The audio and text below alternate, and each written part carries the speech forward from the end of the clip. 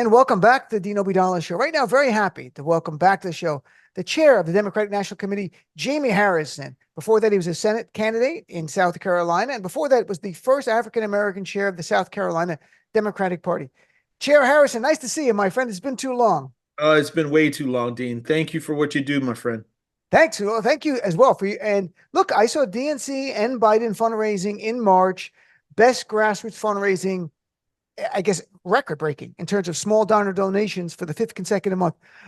What does that indicate to you as someone who's been a candidate and also run DNC that small donor donations are increasing each month? When you're thinking about how to track energy and momentum, definitely the best measure is what happens at the ballot box. But one of the next, right under that, is what's happening on the grassroots fundraising level.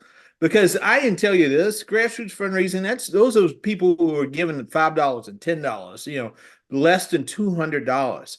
And Dean, people don't part with their money unless they are really, really invested in something or a concept or individual. Our grassroots support keeps getting stronger. We have had over 1.3 million people who have contributed. And of that number, 500,000 of them are new. These are people, 97% under $200, man. And as a result of that, we've been able to open over 100 field offices and staff across the country. And it just shows that people are riding with Biden. People support this president. They support the president's policies. And they are committed to making sure that he gets reelected and that Donald Trump doesn't get step close to the White House. No, his big thing is stepping close to the courthouse because he'll be going April 15th right here in New York City. And let me ask you this. This is more of a media question, but since you are DNC chair, I wonder if there's a strategy. Like, we know what Trump's MO is going to be. He's going to go to the trial every day and come out and lie. He's going to lie about what happened. He's going to lie about, and him lying about the evidence is one thing, but what he keeps saying, as we know, is that this is all Biden. Somehow President Biden has orchestrated the Manhattan DA to do this case and the other cases as well. As he says it each day, will there be any pushback, not on the evidence presented at trial? That's going to be for others to talk about, or the pushback at this sort of uncontested notion that we know is absolute BS. But I wonder if others, if they go, well, no one's saying Biden has nothing to do with this prosecution. That's outrageous. Maybe he does. Maybe he doesn't. We know he doesn't. So where do you come in? How would you respond? Or will it be rapid response to things that he says is just fact checking? Yeah, there are a lot of groups out there that are tracking this and that are hitting Trump every single day on the legal process and the legal process and how all of this plays out. I think one of the things that we can't do is we can't take the bait of he wants Joe Biden to get involved and to be embroiled in what's going on with him legally. This campaign and the party are going to be focused on beating Donald Trump at the ballot box. Mm-hmm. And we got a lot of friends and folks who are out there in the legal space who will take every little thing that comes out of these legal cases and they will prosecute that case against Trump in the media. But we're going to focus our energy and effort on controlling what we can control, which is making sure that we're building an infrastructure on the ground in these battleground states to get the vote out, to make sure that we educate our voters, that we get them registered, that we mobilize them, and that once they go to the polls, that they can cast their ballots without having the fear that Donald Trump and his goons are trying to make sure that their ballots are not counted. So that's what we're going to focus on and let everybody else focus on. What is it? 88 counts, 91 counts. Who 88, knows? he went down 3, but it'll go up and down like the stock price of that shell company that he's selling.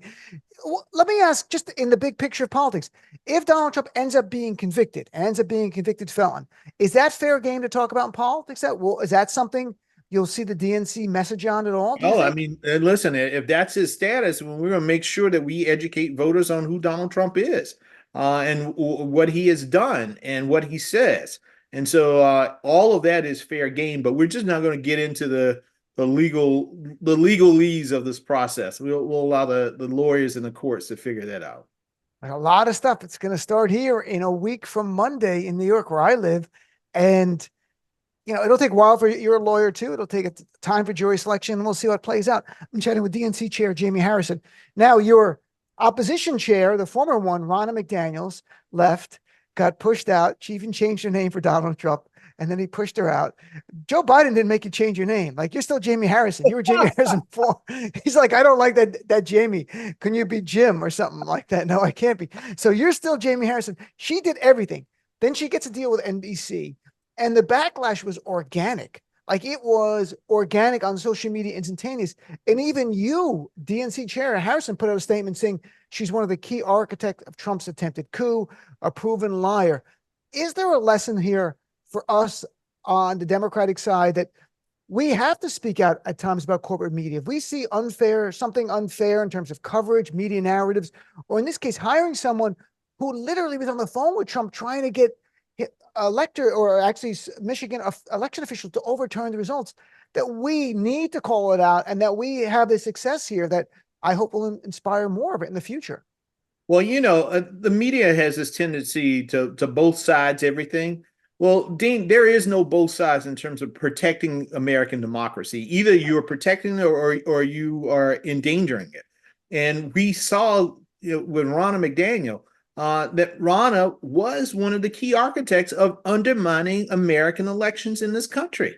And this is not me putting words into her mouth. This is actually Ronna McDaniel in this particular situation. We saw the January 6th committee hearings. We saw her on tape. We heard her on tape basically say to these fake electors, we'll take care of the lawyers. And so if you are undermining American democracy, if you're undermining our elections, then you don't deserve a platform to continue to put out these falsities, to continue to clean up the mess that you have created. And I don't care if you're a Democrat or a Republican, it should not matter. But in this country, we understand that protecting our democracy should be something that's sacrosanct, should be something that both parties stand up for, and stand against those who actually are trying to endanger that. And sad to say that those on the other side, the MAGA Republicans, are continuing those lies and continuing to try to chip away at the credibility of American elections. Are you concerned that Joe Biden might have an in-law he will put in your job instead of you? Like, with Lara Trump? Like, so now your counterpart, she's the co-chair, Lara Trump, who apparently wants a singing career. Oh, boy. And is releasing. Look, if she was a really good singer, I would give her credit for it. She's not. We don't even, that's kind of, but what does it say to you that Donald Trump is so controlling of the GOP that I don't know if there's a Republican Party or if it's just all MAGA at this point, of those in leadership? I mean, there's rank and file Republicans who don't like MAGA and they don't like Trump, and I like them. They're good people. They disagree with MAGA and they're going to oppose him. But is now the entire apparatus of this party, the top levels, all just MAGA? Well, yeah, this is a funny thing. One thing in terms of Lara Trump singing, some of us should just relegate our singing to singing in the shower and just keep it at that. And she's probably one of those. When you think about this job, I mean, Dean, what's her qualification to be co-chair of the RNC? She wasn't the state party chair. She's never run for office herself, at least not that I know of. I don't know if she's actually running any particular campaign. The only thing that we know is, she's a grifter, and her father-in-law is the biggest grifter in the country, right? And they need some more deep pockets to pay these legal fees that they have.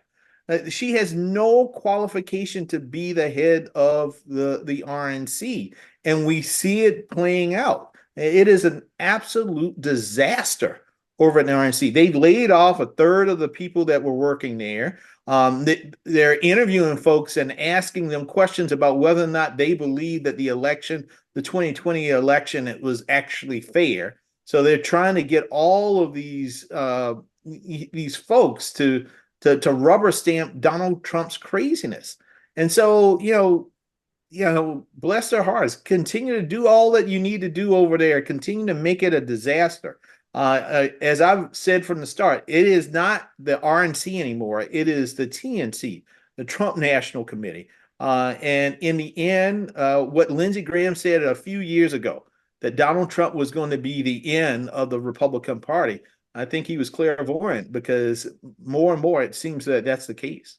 Yeah, during the 2016 campaign, Lindsey Graham warned, if we nominate this guy, we're going to lose elections all over, and we're still deserve now.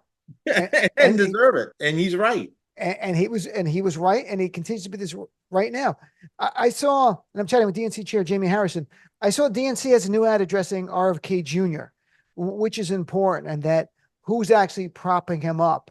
And what can you share about that ad for people? And what do you hope that viewers of the ad and people paying attention to politics who don't tune in a lot to later get about who RFK Jr. is? Yeah, so we run a number of ads. We recently ran a Spanish language ad, and then we have mobile billboards outside of his fundraisers in Florida this week. This guy's running a spoiler campaign, and he's being propped up by Trump mega donors, because he's in essence a stalking horse for Donald Trump. Mm-hmm. And voters have a right to know who the man behind the curtain is, and we're going to show them exactly who's pulling Robert F. Kennedy Jr.'s strings. This guy's an extremist. It's bad when your family members don't even support you. The people who know you best are your family members, and usually, I often tell folks, family members can be upset with you, they can be mad at you, but if anybody else attacks you, then they have your back. But his family is not supporting him because they understand that his views are out of the mainstream. This guy is extreme. Every single time we see him on TV, he's lying. One of the reporters constantly saying, well, Mr. Kennedy, you actually said this, and then he denies that he actually said it, even when the video is right there. So he really fits in well with Donald Trump, and he's just as extreme as Trump. And this country can't afford having a threat to our democracy in Donald Trump or in RFK. Yeah, and you mentioned RFK Jr. It reminds me of like Vivek Ramaswamy. Remember him during the RNC, where they would show him when he was running for president. You said this, and he'd play these coy games. The news today is that the RFK Jr. campaign, the campaign itself, not like a super PAC, put an email out saying the realities every American citizen faces certain types of potential threats. And he says, from Edward Snowden to Julian Assange, the J6 activists sitting in a Washington, D.C. jail, stripped of their constitutional liberties. Please help our campaign call out the illiberal actions of their very own government. And then when that got press, then RFK Jr. says, oh, I didn't know anything about it. That was in their act. That was the campaigns. It wasn't a super PAC. It was the formal campaigns fundraising. And that's their mindset. They're calling the January 6th, the people in jail are the worst of the worst. I've written about it. The ones still in jail savagely beat police officers. They were once convicted of seditious conspiracy, Proud Boys, Oath Keepers. And he's calling them, like Trump, J6 activists who've been unfairly stripped of their liberties. How dangerous is this? It's straight out of MAGA talking points. Yeah. You might as well, you can change the banner from RFK Jr. to Donald Trump, and it would say the exact same thing. And that's what the American people need to understand. It should come as no surprise to anybody who has followed RFK Jr.'s candidacy. He has spent this week claiming that President Biden is a bigger threat to democracy than Donald Trump. What the hell is that? This guy is, he's, cuckoo for Cocoa Puffs. This guy is as loony as you can find right now. And he can't step into the White House. Donald Trump can't step into the White House, because if you think that there's a threat to American democracy, the two of them pose the greatest threat that we have right now. On some level, RFK Jr. could almost get away with saying this stuff because the normalization of Donald Trump by first those on the right, and then even some of the corporate media, that they'll write articles about him just about policy without referencing that the January 6th attack, or that he's facing felony charges for attempting to overthrow the election in the January 6th case and the Fulton County case.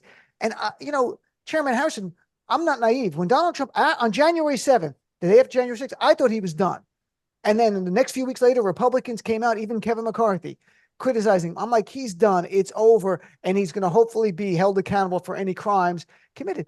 And now he's been normalized by Republicans, of course, and some of the corporate media, where he's just like another candidate, and he's not. This is a man who attempted a coup. That's exactly right. And we cannot allow the media or Donald Trump himself to normalize this type of behavior. We cannot. And, President Biden often talks about that, foreign leaders, people overseas, are so frightened by what may happen in this election because they understand if American democracy goes down, then democracy across the globe goes away. And we cannot have that happen. I mean, we think about the misinformation that we've gotten from Donald Trump. This is a man who was telling, he talked about what happened 4 years ago. 4 years ago, he was telling people to inject themselves with bleach. 4 years ago, RFK was talking about these vaccines and the misinformation about vaccines. Real people listening to these two clowns probably got hurt, or some may have even lost their lives. And so these are not the type of folks that we need to be leaders in this country. We look at just today, you can't expect these two clowns to run this great economy.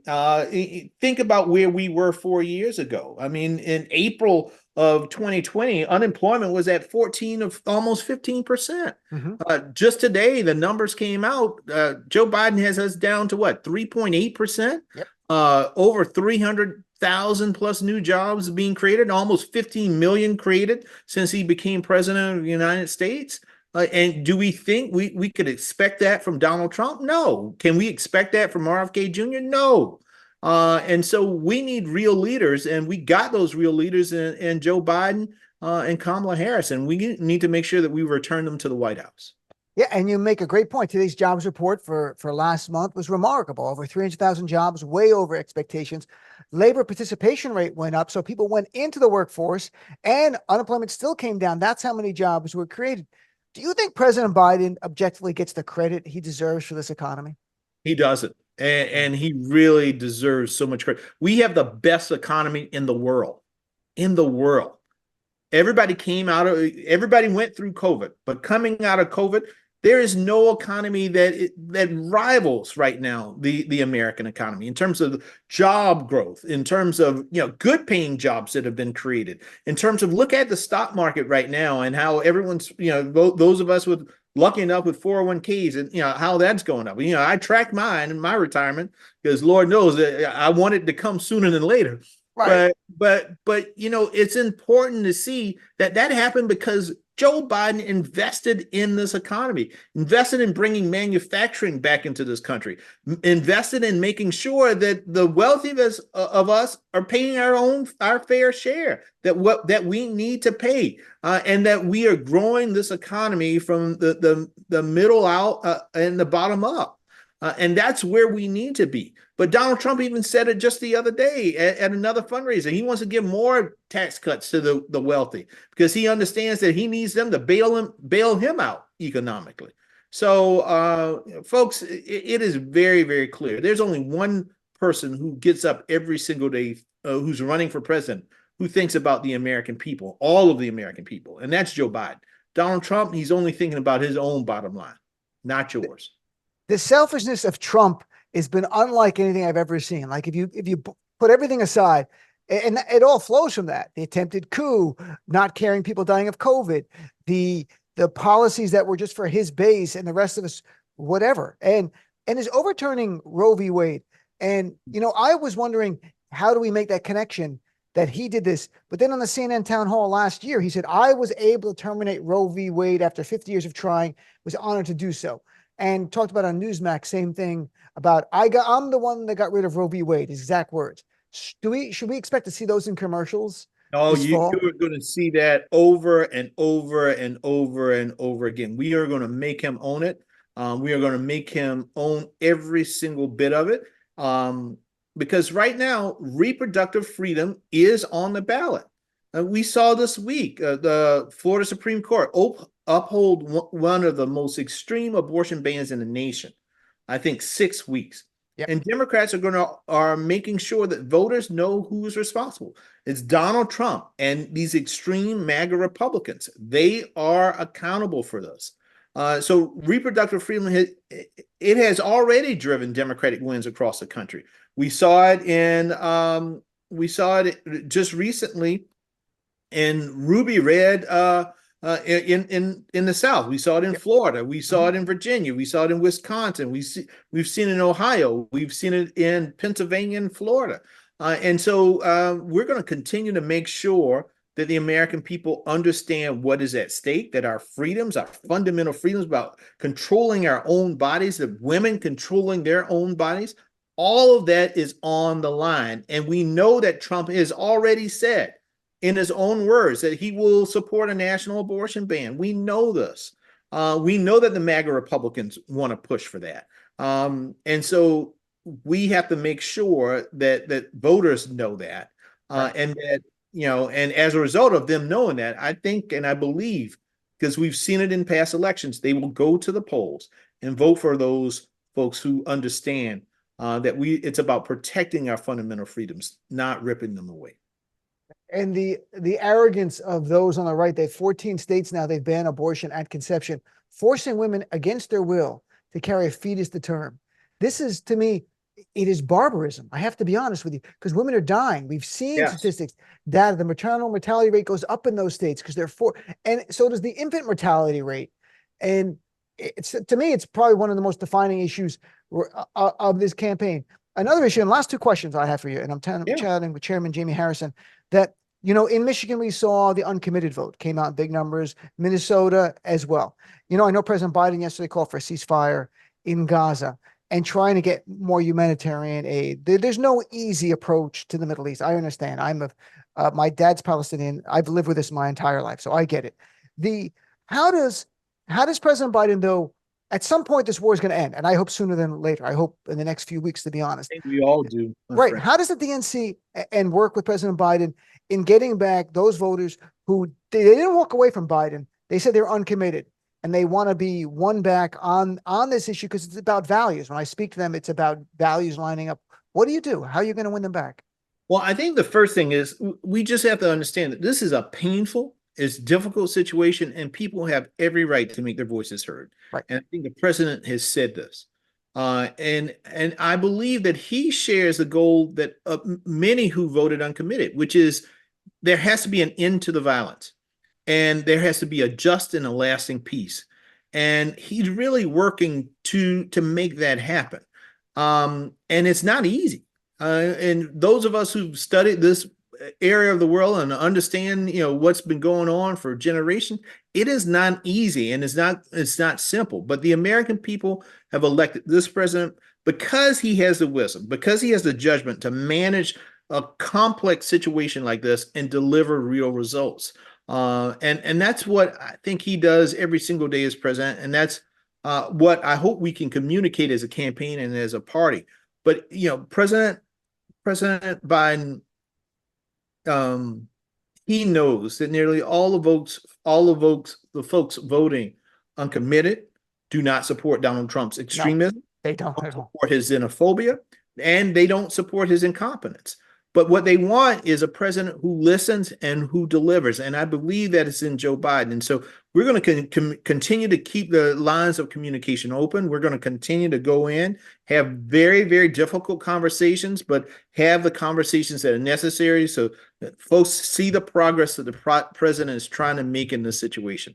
If there was just a wand to wave to make it better, we would do that, but it's not. But we're going to do everything that we can, and we have the right leader, I think, with the right know-how and the right understanding and passion to really try to do the best thing for all of those involved. And so we're going to continue to try to work the best that we can to earn those votes between now and November. And I fundamentally know that with this president. He feels deeply on this, and it pains him to see, what's going on each and every day. Yeah, and I can tell you this firsthand, and speaking to people in the Muslim and Arab community, they don't like Donald Trump. They despise Donald Trump.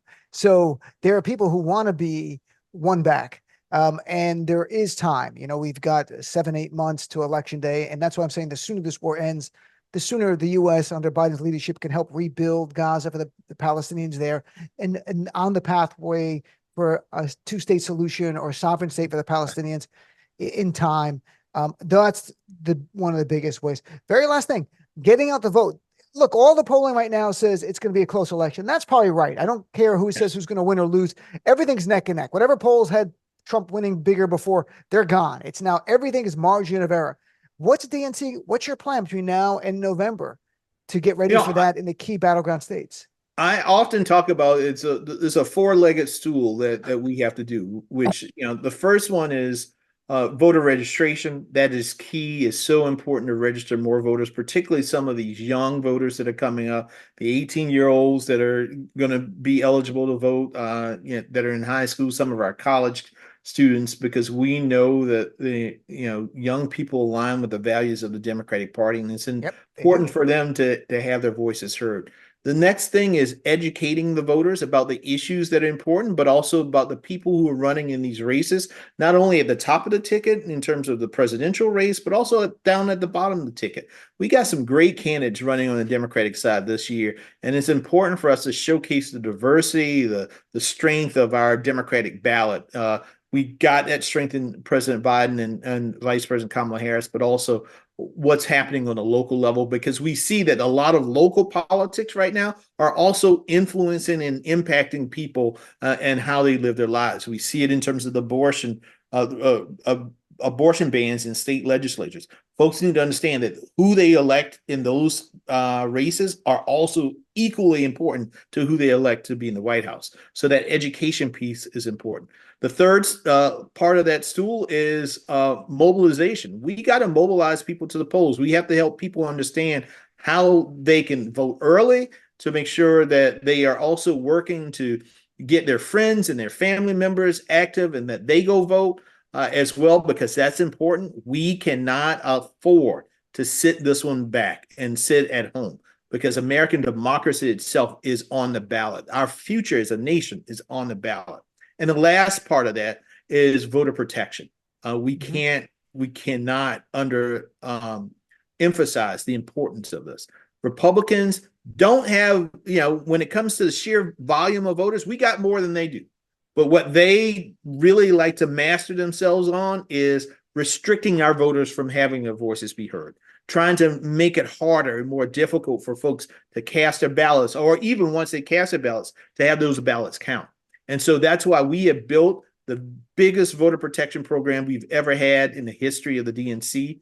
We're going to continue to invest in that, investing on the ground, and not only in our battleground states, but all over the country, to make sure that when you go and cast your ballot, that your ballot gets to be counted and your voice can be heard. And so that is that four-legged stool that we're invested in. That's why your contributions to the president and to the DNC is so important.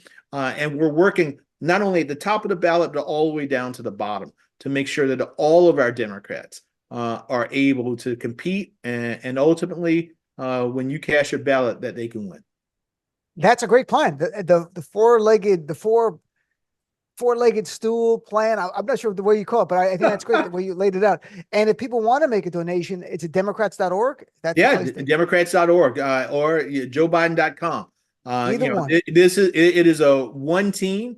And so we want you to make sure and to know that, the president, even in states where may not be a battleground state, he's invested. He's invested in making sure that we win, keep the United States Senate. He's invested in making sure that Hakeem Jeffries becomes the next Speaker of the House and Democrats take back House of Representatives. He's invested in winning state houses and governor's races, like in North Carolina. This president wants to make sure that Democrats can compete everywhere. And he's demonstrated this isn't just me talking. I mean, just take a look at the midterm elections. When we invested at the DNC because of Joe Biden fundraising and going about over $100 million on the ground in our investments to the DS and the DCCC, working with the DGA, the DLCC. And so we're going to continue that effort this election cycle, not only to get the president elected, but to get more Democrats elected up and down the ballot. And that's what we need, because that's how we pass legislation and help people. Republicans play culture wars. We try to help people's lives. So, Chairman Harrison, so nice seeing you, my friend. Thanks so much for being on. Have a great weekend. I look forward to chatting with you, as we get closer to the election day. Much more frequently. Definitely. Whenever you want. Co-host, Okay. come on. Thanks, Chairman.